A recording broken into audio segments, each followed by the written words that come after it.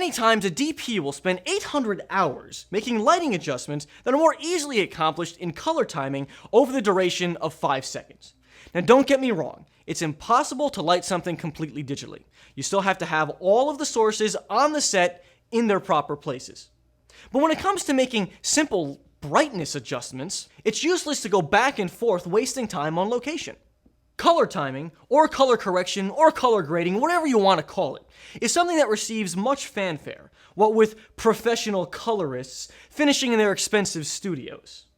But in reality, color timing is something that any little boy like myself can do in the comfort of their own home. Here we're going to take a look at a shot from our theme park movie, Southwestern Orange County vs. the Flying Saucers. This was shot in daylight, with no lighting at all. The camera that we were shooting on tended to have an output that was very low contrast and shifted towards green. The first step is using curves. Most of the time, simply dropping the shadows and raising the highlights to create an S-curve is going to be the most important part of the process. But because this was shot in full sun, we want to be careful not to blow anything out in their faces, and also not to make the shadows too deep. We make small adjustments to points in the shadows to give the shot more contrast, and then we raise our midtones just a little bit. After curves, we use color balance. Most of our work is going to be in our midtones. Here we want to get rid of midtone green, and we put it at -5.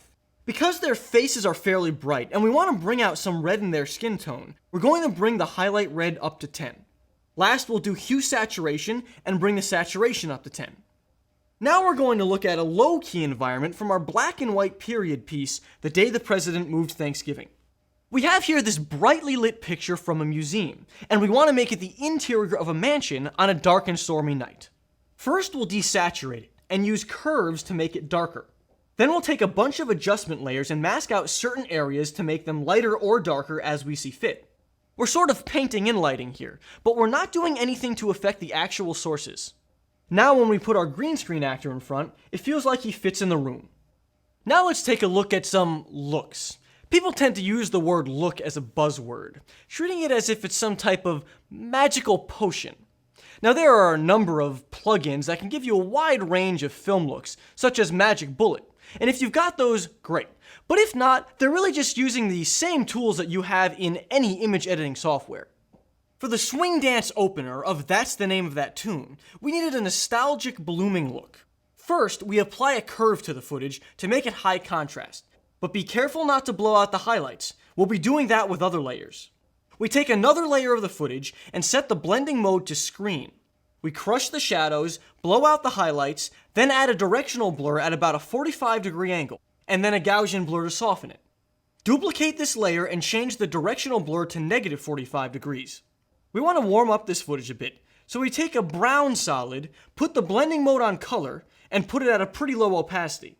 The last thing is to put grain on the shot. We do this by taking a 50% gray solid, putting the blending mode on overlay, and using the add grain filter.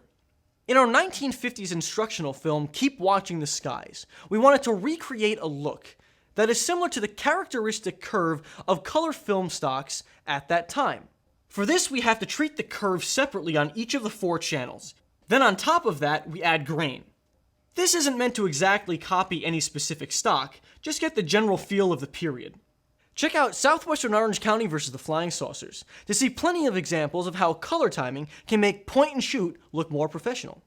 Or take a look at The Day the President Moved Thanksgiving to see many examples of digital lighting enhancements. And don't forget, Keep Watching the Skies, and That's the Name of That Tune, with their period looks.